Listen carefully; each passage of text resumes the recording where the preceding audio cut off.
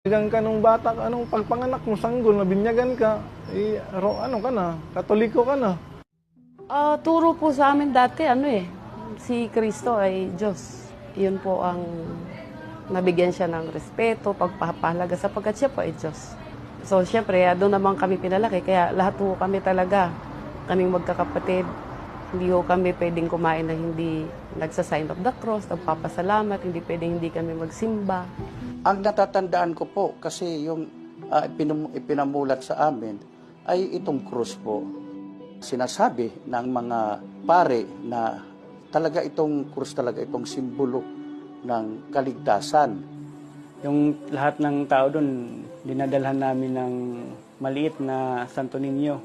Sabi po ng pare namin, yun ay Batang Jesus. Dapat daw ay kilalanin ng mga tao na yun ay yung Batang Jesus. Tulad po ng mga naririnig ko sa mga matatanda, lalo po sa mga tiyahin ko kasi mga devoted talaga yun na Catholic. Yung lagi ko lang naririnig sa kanila na kung saan po tayo namulat, doon na po tayo mamamatay. Naririnig ko na, huwag kang mag-iglesia kasi iglesia ni Manalo nga daw. Huwag kang mag-iglesia kasi maraming bawal dyan. Mga parang kabuti daw na umusbong, na hindi naman daw sila yung totoong relihiyon.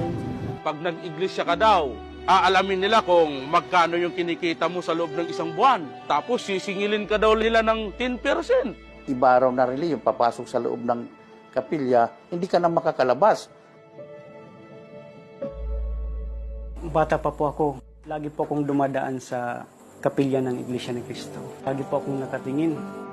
Kapilya po ng Iglesia ni Cristo, hindi mo po kababakasan na nasira. Kaya mapapansin naman po natin na kahit po maraming mga kalamidad na dumadaan, bukod tangi po ang Iglesia ni Cristo na nakatayo sa harap po ng maraming gunsaling na pinsala